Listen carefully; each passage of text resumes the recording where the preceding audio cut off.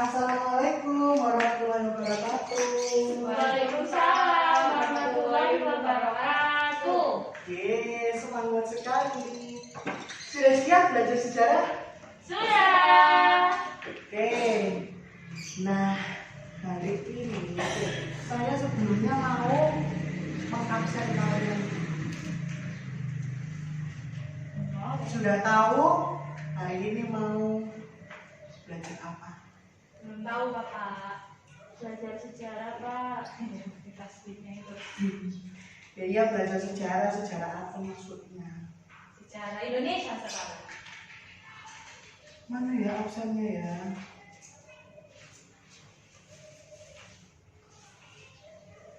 Ya udah, coba saya lihat di sini. Oke, Cindy, Hadir. Devinda, Hadir Bapak. Riang, Hadir. Destia, Hadir. Henny. Hadir. Oke, hadir semua. Luar biasa. Tepuk tangan. Nah, karena kalian hari ini hadir semua, ya wis langsung aja ya pembelajaran kita hari ini. Sudah? Sudah Bapak. Oke, bisa saya hapus ya. Ya Pak. Guru sebelumnya Bapak itu. Oh iya, minggu lalu yang nggak masuk siapa? Ayo. Riang Pak nggak masuk kemarin. Sama Cindy ya? Saya sakit Bapak kemarin. Ayo silakan maju dulu. Maju dulu. Kenapa Bapak? Maju aja. Oke. Kenapa nggak masuk? Sakit Bapak kemarin. Sudah kirim surat? Sudah ke ketua kelasnya menyampaikannya. Ketua kelasnya Riang Pak. Oh Riang ini nggak Waduh, masuk. nggak masuk juga. Luar biasa kelas ini ya. Oke, saya nggak mau tahu ya anak-anak kalau pembelajaran saya masuk maupun tidak masuk harus diberi hukuman. Oke, karena Jadi saya dulu. yups, hukuman untuk Cindy hari ini adalah bernyanyi Indonesia Raya. Ayo silakan dimulai. Bareng-bareng gitu kan Pak. Iya, ayo. Saya yang mimpin gitu. Iya, karena ini Indonesia Raya, kita harus buat bisa mengikuti, oke? Oke Bapak. Oke. Mana mulainya Bapak? Maka kita harus mengikutinya dengan seksama, dipimpin dengan Cindy. Silakan Cindy. Lagu Indonesia Raya Iya. dimulai. Tuh, dua, tiga. Indonesia tanah airku, tanah tumpah darahku. Di sanalah aku berdiri, jadi pandu ibuku. Indonesia kebangsaanku, bangsa dan tanah airku. Marilah kita bersatu, Indonesia bersatu. Hiduplah tanahku, hiduplah negeriku, bangsaku, rakyatku semuanya. Bangunlah jiwanya, bangunlah badannya untuk Indonesia Raya. Indonesia Raya, merdeka, merdeka, tanahku, negeriku yang ku cinta. Indonesia Raya, merdeka, merdeka, hiduplah Indonesia Raya. Indonesia Raya, merdeka, merdeka, tanahku, negeriku yang ku cinta. Indonesia Raya, merdeka, merdeka, hiduplah Indonesia Raya. Yeay. Tepuk tangan buat Cindy karena berani untuk memimpin bernyanyi. Oke. Saya boleh dulu. Iya, silakan. Nah, karena minggu depan itu kan kalian sudah UAS, jadi kalian harus mempersiapkan segala macam yang harus dipersiapkan untuk minggu depan. Salah satunya yaitu tadi kesehatan. Jadi jangan sampai kalian sakit pada saat minggu-minggu UAS ya, karena UAS itu juga mempengaruhi nilai kalian. Oke. Iya. Ayo tebak minggu kemarin belajar apa kita? Belajar tentang peristiwa sejarah. Peristiwa sejarah apa?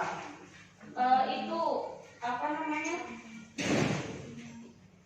Tahun sekitaran 45 sampai 65. Iya, betul. Oh, PKI. Sebentar. Ayo, apa saja sih sebenarnya peristiwa tahun 1945 sampai November. Ya. Surabaya. 17 Agustus kemerdekaan Indonesia. Ya, betul sekali. Dari yang awal dulu ya, 17 Agustus. 1945. Nah, apa sih peristiwa 17 Agustus tahun 1945 ini? Kemerdekaan Indonesia, proklamasi Indonesia. Ada yang bisa ceritakan kronologisnya? Saya. Iya, bagaimana Devin? Kalau seingat saya Pak ya, dengan keterbatasan ilmu yang saya punya, tanggal 17 Agustus tahun 1945 itu merupakan awal dari kemerdekaan Indonesia, awal dari Indonesia bebas, tidak terpaut dengan negara-negara lain. Maksudnya kayak bebas mendirikan negaranya, bukan mendirikan tapi mengatur negaranya sendiri. Dimulai dengan peristiwa di Rengas Dengklok. Iya. Kemudian pembacaan proklamasi kemerdekaan oleh Bung Karno dan disaksikan dan disiarkan langsung oleh radio di radio. Setelah itu apa ya Pak? Sidang ya sidang untuk mengatur. Ya, betul sekali. Nah, itu tadi sudah hampir tepat dari penjelasan Devina. Kali ini saya akan menjelaskan kronologisnya. Jadi apa sih yang melatar belakangi adanya proklamasi, adanya pembubaran bendera, adanya negara Indonesia? Ya karena sebelum peristiwa ini kan kita sudah tahu dalam buku sejarah Indonesia bahwa Indonesia telah dijajah oleh Eropa, yaitu negara Belanda, Portugis, dan juga Spanyol kan juga sempat datang ke sini. Inggris juga kan. Nah kemudian mereka dengan tujuan yaitu pada abad akhir ke-15 karena jatuhnya Konstantinopel ke Turki Utsmani pada saat kepemimpinan Raja Mehmed kedua, maka dengan itu perdagangan Eropa itu terganggu. Dengan terganggunya perdagangan itu, maka cara-cara satu-satunya untuk bangsa Eropa mengembalikan perekonomian mereka yaitu dengan cara menjelajahi dunia melalui media samudera. Nah, itulah awal mula kolonisasi di berbagai dunia. Nah, tujuan kebanyakan dari Eropa adalah di negara India. Karena apa? Yang mereka butuhkan adalah rempah-rempah, ya kan? Nah, waktu itu Belanda datang ke Indonesia dengan apa? Perusahaan apa? Perusahaan dagang itu namanya VOC. Nah, betul sekali. VOC pada awalnya bertujuan untuk berdagang, ya kan? Rempah-rempah.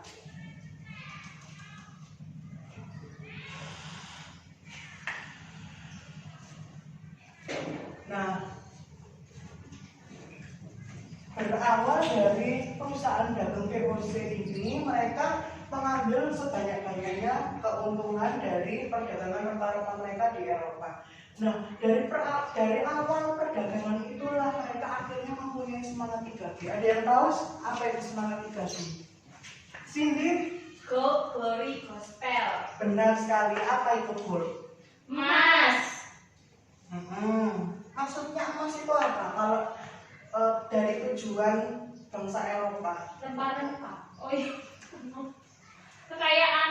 Nah, kekayaan. Uang. Nah, atau harta ya kan? Iya. Terus kemudian yang kedua, teori apa itu? Kayak kekuasaan. Kekuasaan. Kejayaan. Apalagi?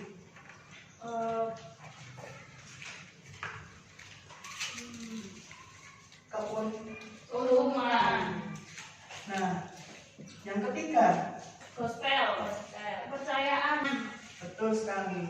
Pada intinya mereka ingin menyebarkan ketiga ini di negara kolonisasi mereka.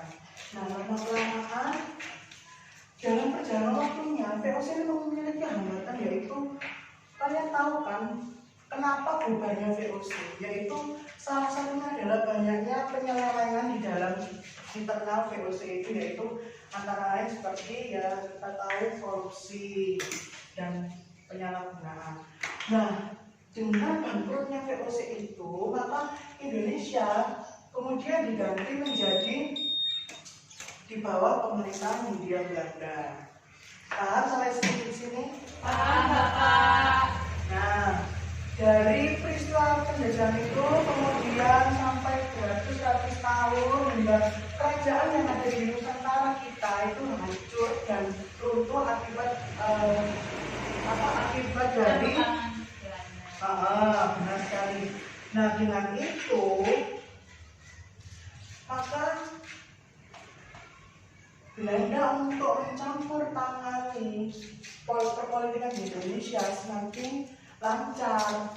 Namun dalam perjalanan waktunya kan seluruh negara di dunia ini juga ingin menunjukkan keeksistensiannya, terutama waktu itu Jepang yang bisa dikatakan hampir mendominasi di Asia. Maka dari itu pada abad 19 itu abad 20 itu Belanda setelah VOC langsung jatuh tanpa syarat di bawah tangan Jepang.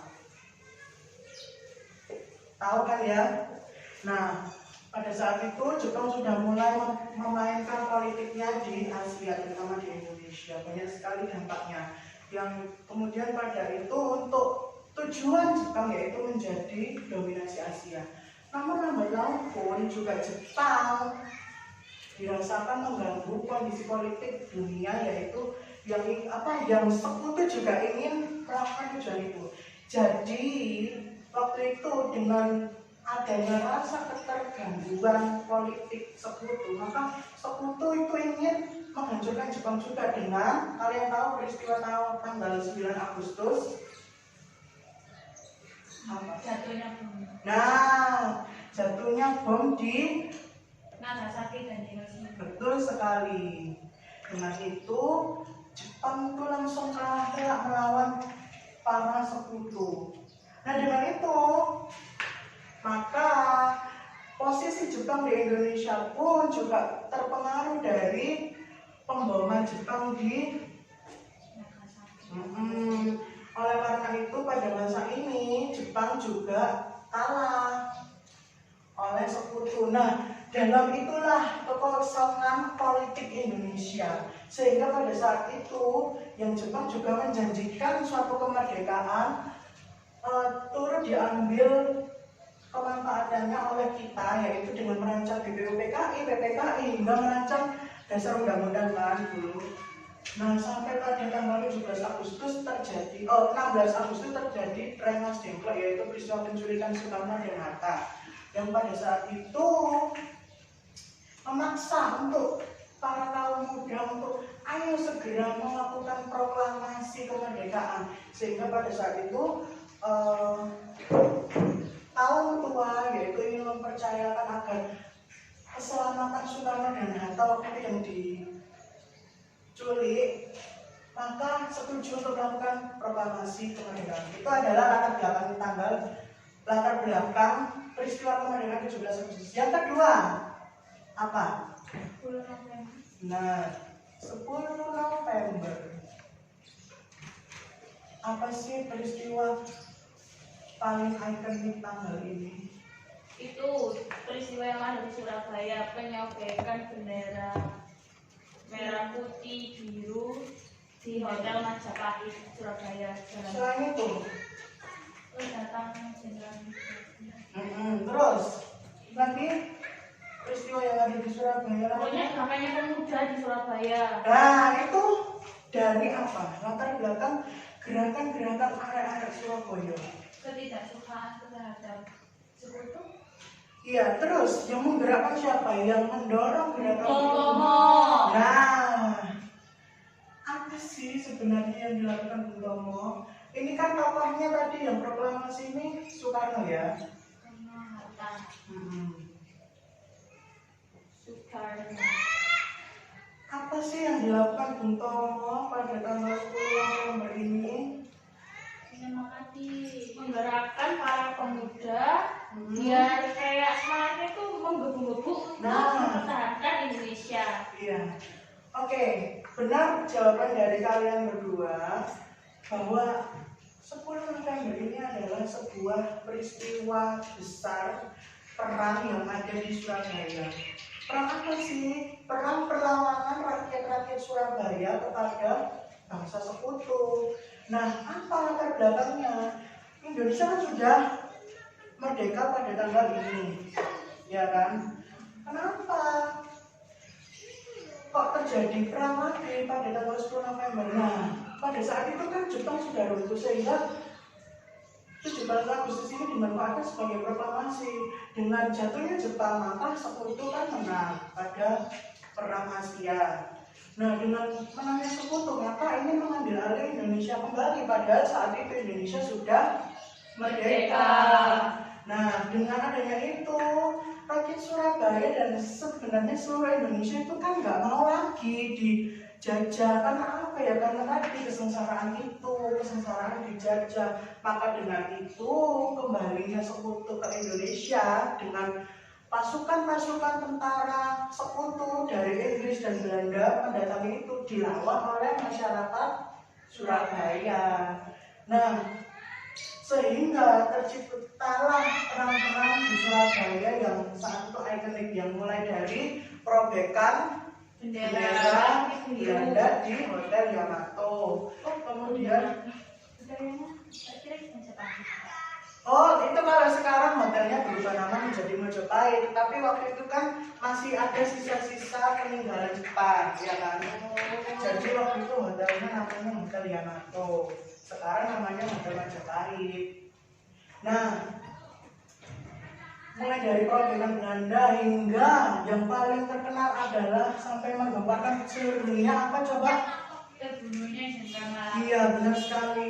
Kenapa kok Jenderal Malaki itu sangat terkenal? Maksudnya waktu dia meninggal di Surabaya, kenapa peristiwa itu kok sangat menggemparkan dunia? Ya karena itu tadi, Jenderal Malaki kan pemimpin Perang Dunia Kedua, yang mana Jenderal Malaki seorang dewan jenderal dari Inggris yang memimpin Perang Dunia II, tetapi dia meninggal di tangan arek-arek Surabaya.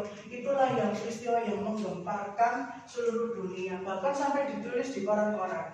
Kemudian hingga pada Bung Tomo. Bung Tomo ini kan adalah seorang wartawan, seorang media massa yang dia itu bekerja di Radio Republik Indonesia. Apa sih tugas dia? Nah, dia itu memberikan sebuah orasi-orasi yang menyemangati arek-arek Surabaya untuk ayo melawan masyarakat Belanda, kita sudah merdeka gitu. Akhirnya hingga pada saat itu dikenal peristiwa ini dengan 10 November. Yang ketiga apa? Tahun 65 13 PKI. Iya. Apa latar belakang dari gerakan ini? Ada yang bisa jawab? Ingin menyebarkan paham komunis.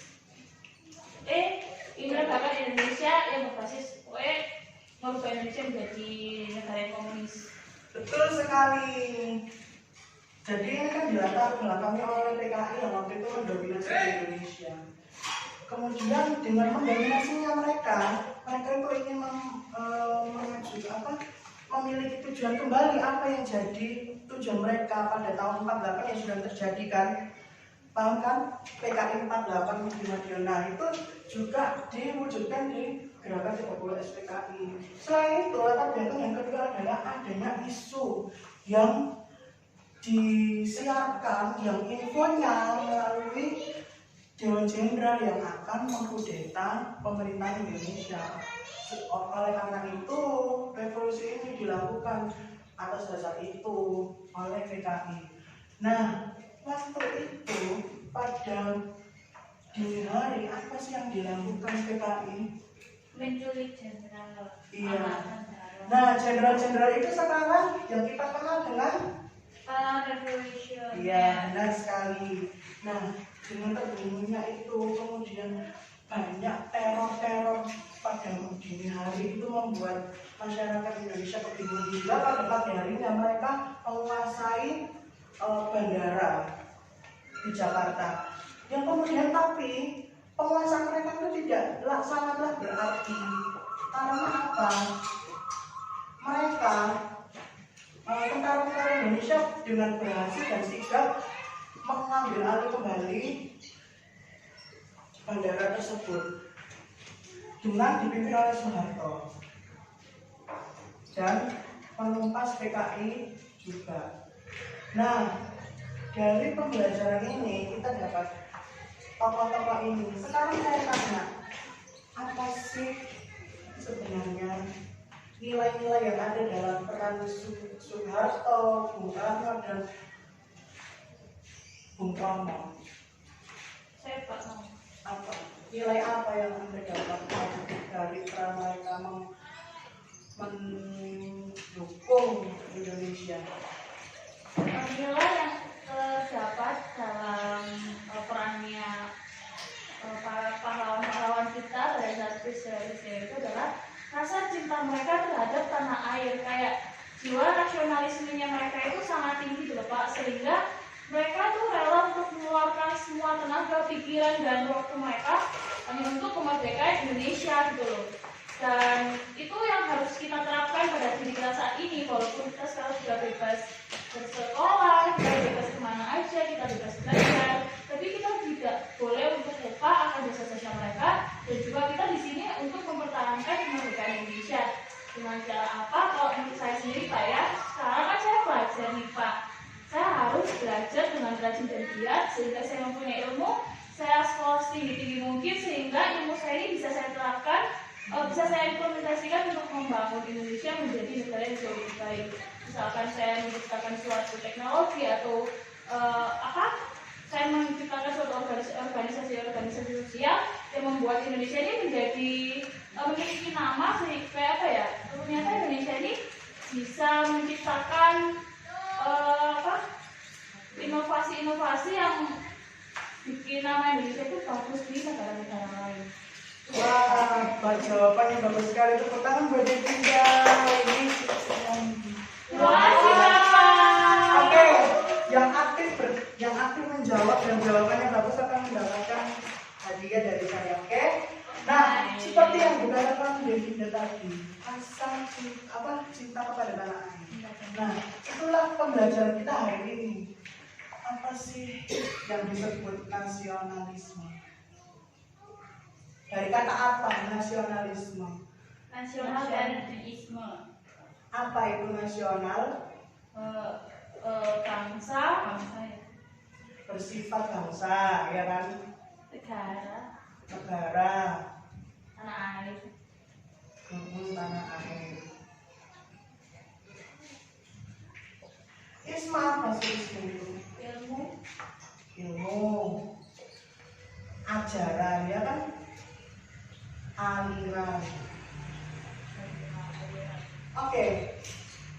Jadi kalau kita mendapatkan ini pengertian nasionalisme, nasional adalah bersifat bangsa, negara, tanah air. Sedangkan isme berarti aliran, ajaran, ilmu, kepercayaan juga bisa.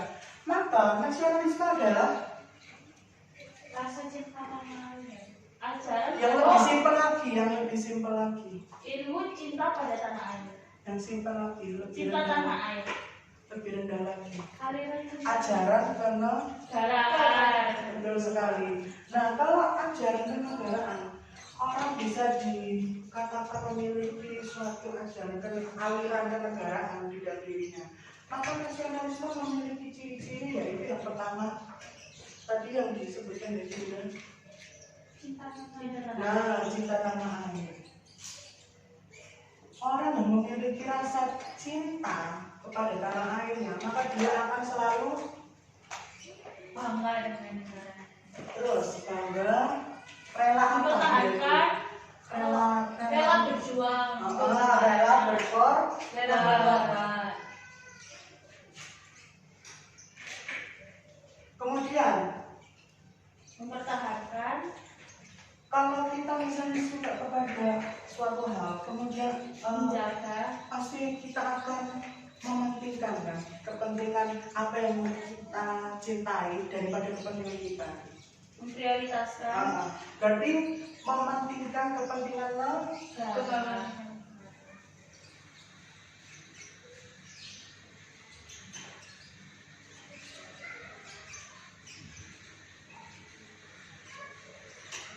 Nah, rasa nasionalisme ini itu kan hanya rasa yang tidak bisa kita lihat secara fisik. Nah, dalam implementasinya kita tahu yang disebut nasionalisme, patriotisme. Kalian tahu definisi dari patriotisme? Apa yang disebut dengan patriotisme? Rela berjuang untuk negaranya.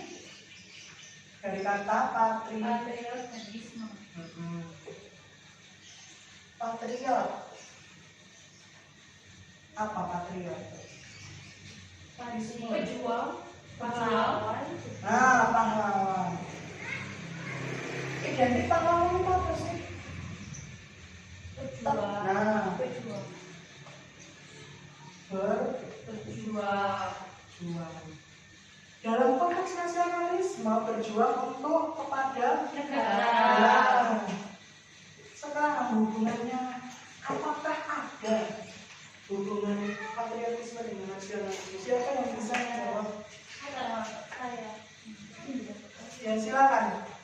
Jadi hubungan patriotisme dengan nasionalisme adalah patriotisme itu adalah ilmu bela negara yang mana diimplementasikan oleh kita atau para pahlawan perorangan. Sedangkan nasionalisme itu adalah kayak ilmunya gitu loh Pak. Jadi kayak saling berkesinambungan. Tuh. Nah, hampir tepat sedikit lagi. Kalau saya bilang nasionalisme atau patriotisme ini adalah suatu implementasi dari nasionalisme. Tapi kan saya sudah menjelaskan bahwa nasionalisme itu cuma rasa cinta tanah air, tetapi kan kita tidak bisa menunjukkan itu. Nah, cara untuk menunjukkan itu yaitu dengan ini. Jadi nasionalisme adalah sebuah rasa cinta.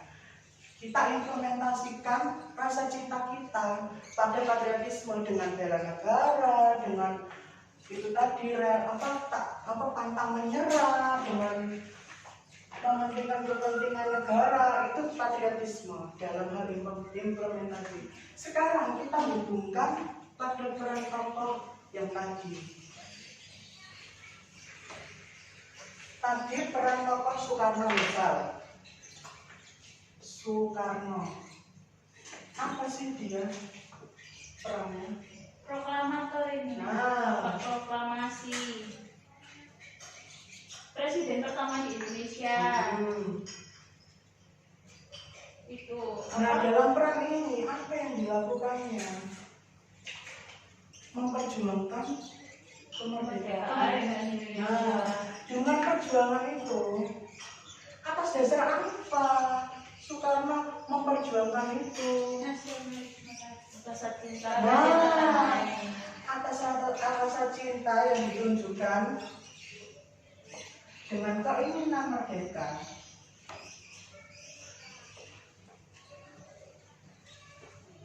Kemudian diimplementasikan dalam jiwa patriotisme dengan memperjuangkan dengan memproklamasikan kemerdekaan Indonesia. Iya. Paham? Paham, Pak. Oke, jadi Soekarno itu memiliki rasa keinginan merdeka ya kan? Bersama golongan tua dan golongan muda pada peristiwa Rengas Dengklok itu. Maka dengan itu kita setujui golongan tua dan golongan muda. Ayo kita setujui bahwa besok kita harus memproklamasikan. Dengan keinginan itu mereka mengimplementasikan dalam bentuk memproklamasikan kemerdekaan pada tanggal 17 Agustus tahun 1945. Jadi seperti itu. Nasionalisme sebagai rasa patriotisme dalam implementasinya. Paham? Paham, Bapak. Nah, oke, saya beri satu contoh lagi. Misalnya, Bung Tomo. Apa sih tugasnya dulu? Menyiarkan orasi-orasi. Nah, menyiarkan orasi-orasi. Atas dasar apa Bung Tomo itu menyiarkan Bela negara. Kenapa kok dia membela negara? Atas Rasa dasar cinta apa? karena dia ingin mempertahankan negara. Nah, mempertahankan kemerdekaan Indonesia dari Sekutu. Dari ancaman sekutu Inggris. benar sekali. Dengan mempertahankan kemerdekaan itu, maka ini rasa cintanya ya, rasa nasionalismenya. Maka patriotismenya adalah apa? Memberikan semangat kepada Nah, memberikan semangat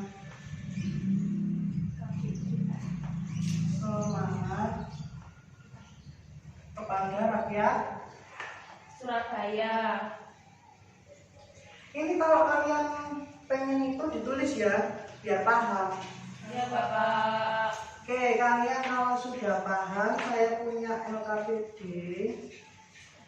Bapak, saya mau bertanya. Oke, silakan.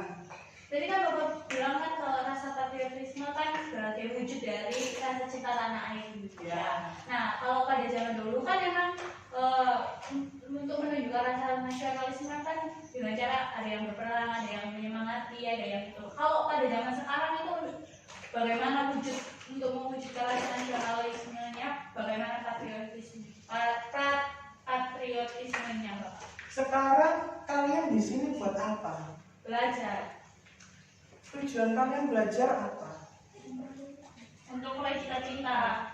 Kenapa kalian meraih cita-cita? Padahal kalau hidup tanpa cita-cita kan bisa. Karena kan kita ingin menjadi manusia yang jauh lebih baik yang berguna bagi nusa bangsa. Nah, itu dia kuncinya. Jadi keinginan kita berguna bagi negara Indonesia ini tertuang dalam kalian sekarang, yaitu melakukan pembelajaran, contohnya pembelajaran sejarah di sekolah. Seperti itu. Itu jadi rasa cinta kalian itu ingin berguna kepada negara. Itu rasa cinta, rasa cinta kepada tanah air. Nah, patriotismenya kalian mengimplementasikan pada pembelajaran di sekolah seperti itu. Paham sih? Paham, Bapak. Terus saya mau tanya, Ya. pada tingkat itu kan nasionalisme itu kan rasa cinta terhadap tanah air. Kan kayak misalkan kita tuh sekarang kayak kita membeli produk dalam negeri, terus sekolah dan lain-lain. Tapi gimana kalau misalkan ada orang, cara menanggapi kita Pak ya, kalau ada orang itu yang saking cintanya sama Indonesia, dia sampai nggak mau membeli produk-produk impor, dia nggak mau keluar negeri, dia nggak mau mempelajari budaya-budaya tentang negeri lain gitu Pak. Padahal kan dengan kita mempelajari itu semua, kita bisa mendapatkan ilmu, ide dan gagasan untuk kita menjadi lebih maju. Cara menanggapi itu gimana Bapak? Jadi ini ya, fungsinya nasionalisme itu kan sebagai tameng, sebagai fondasi kalian. Ini sudah ya? Sudah Bapak. Kalau kalian mau silakan ditulis atau difoto. Ibaratkan pembatasnya adalah nasionalisme. Kalian berada di garis ini. Ada tantangan-tantangan. Apakah tantangan dari luar seperti globalisasi? Jika kalian punya ini, Apakah kalian bisa? Apakah globalisasi itu bisa sejak masuk secara liar? Kalau kalian sudah punya nasionalisme. Enggak. Nah, nasionalisme itu adalah bisa sebagai fondasi dan jaring. Jadi kalian itu masih bisa melihat berbagai budaya dari lingkungan namanya globalisasi. Tetapi dengan rasa nasionalisme kalian, maka itu akan tersaring. Jadi kalau misalnya kalian ya, tadi yang dikatakan Devin, bagaimana kalau kita tidak mau menerima? Nah itu juga salah. Orang yang tidak mau menerima masa depan akan merasakan, oh ya, orang yang tidak akan menerima berubah, maka dia akan mengalami kemunduran. Jadi seperti itu. Nah selain tatan dari luar, dari dalam negeri juga ada. Seperti contohnya apa? Kalian temukan dalam beberapa belakangan ini seperti perpecahan. Oh itu dari luar, dari globalisasi ini. Kalau dari dalam negeri ini kan Indonesia ya, banyak sekali suku dan ragam, sehingga kita itu harus saling menjaga itu dengan rasa nasionalisme ini. Maka kita itu, oh ya kita itu Indonesia, kita itu banyak budaya, banyak adat. Dengan itu maka akan terjaga seperti itu. Oke, ini ada LKPD. Buat kalian saya kasih waktu 5 menit untuk menjawab pertanyaan ini. Ini dikerjakan secara kelompok aja ya. Ya silakan. Nggak mau, iya Bapak. Kalau ada yang ditanyakan silakan ditanyakan.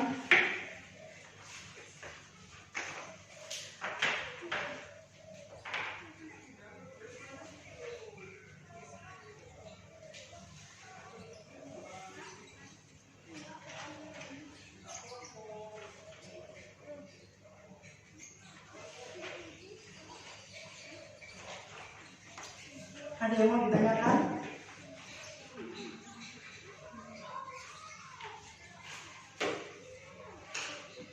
Bapak mau bertanya. Ya, silakan. Ini nomor 6 kan ada teorinya ya Bapak. Ya. Bagaimana cara untuk Nah, itu kalian harus memaknai dulu. Jadi ini teori dari buku Mulyono yang diambil dari halaman 775 hingga 776. Dia mendefinisikan nasionalisme itu apa sih? Adalah sebuah paham ajaran untuk mencintai bangsa dan negara sendiri. Sifat kenasionalan makin menjiwai bangsa, kesadaran anggota di suatu negara yang secara potensial atau aktual bisa mencapai mempertahankan, mengabdikan identitas integritas. Nah kalau kalian, soalnya dari teori di atas lakukanlah pembuktian kesesuaian atau tidak kesesuaian teori dengan misalnya ini ya, saya jawab yang Soeharto sebagai tokoh. Itu kan definisinya paham untuk mencintai Indonesia dengan negara sendiri. Apakah benar definisi itu benar dengan definisi nasionalisme yang sebenarnya? Kita buktikan pada Soeharto yang dalam penumpasan PKI. Apa latar belakang Soeharto dalam menumpas PKI? Keinginan apa? ingin mempertahankan Indonesia Mempertahankan sesuai Pancasila. Undang-undang dasar.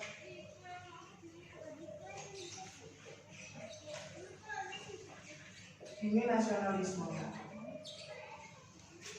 Nah kemudian yang kedua implementasinya adalah menuntut. Maka dengan jawaban seperti ini teori tersebut dinyatakan sesuai. Seperti itu. Nah sekarang kalian lanjutkan yang PKI. Apakah sesuai sih pada peran PKI? Kalau PKI dikatakan sebagai apa? PKI dikatakan memiliki nasionalisme. Tidak sesuai. Kenapa? Karena PKI itu ingin merubah ideologi Indonesia dari yang sesuai Pancasila menjadi komunis. Ya, betul sekali. Oke, karena waktunya sudah habis, kalian bisa kerjakan itu di rumah. Ya pesan saya itu tadi, kita sebagai bangsa Indonesia yang baik harus memiliki jiwa nasionalisme sebagai fondasi kita dalam menghadapi tantangan-tantangan dari luar dan dari dalam. Cukup sekian, nanti tugasnya dikumpulkan di ketua kelas ya, dikirimkan ke saya.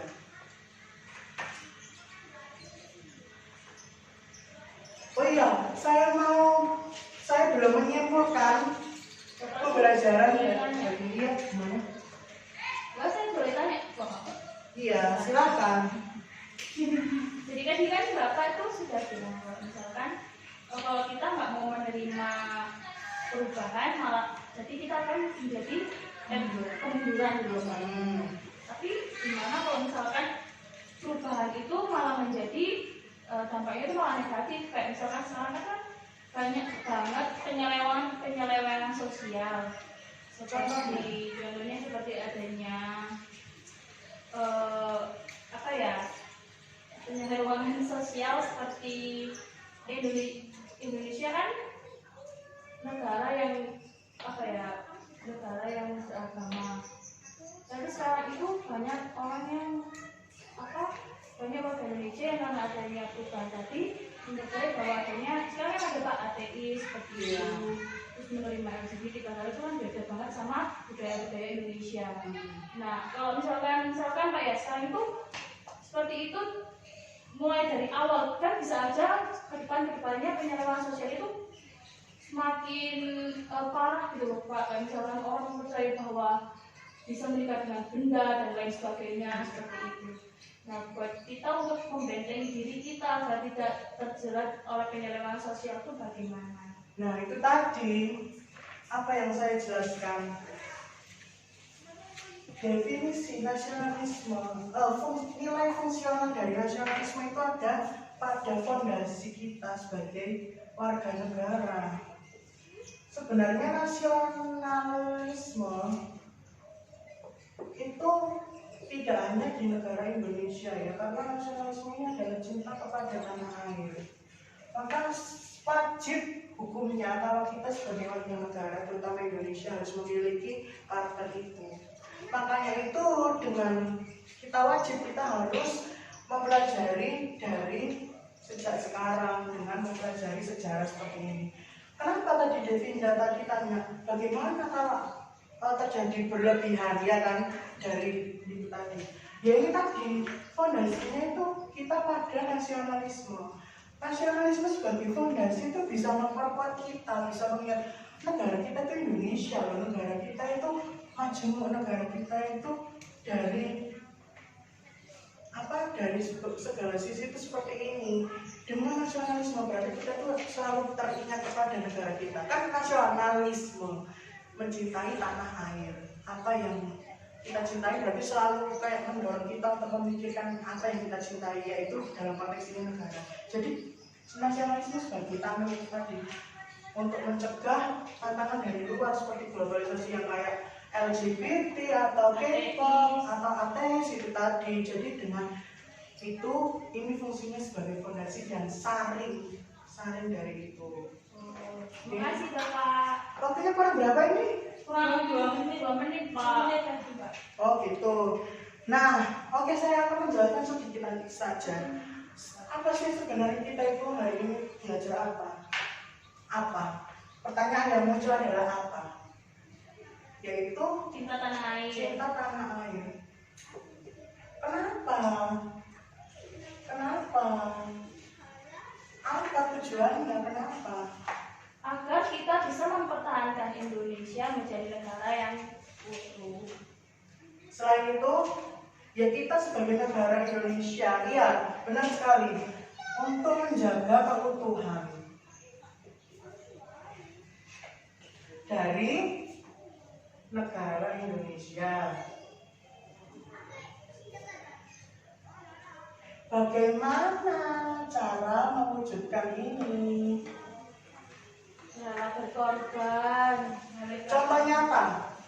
Sekolah. Terus. Bekerja. Terus. Membeli produknya sendiri. Terus.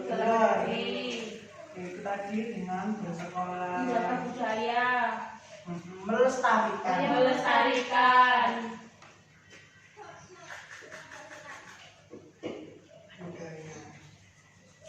dan juga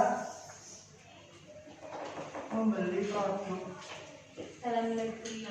atau mencintai produk dalam negeri ya. Seperti itu. Oke, cukup sekian, waktunya sudah habis. Saya terima kasih telah meluangkan waktu pembelajaran pada pagi hari ini. Semoga ilmunya bermanfaat. Terima kasih. Assalamualaikum warahmatullahi wabarakatuh.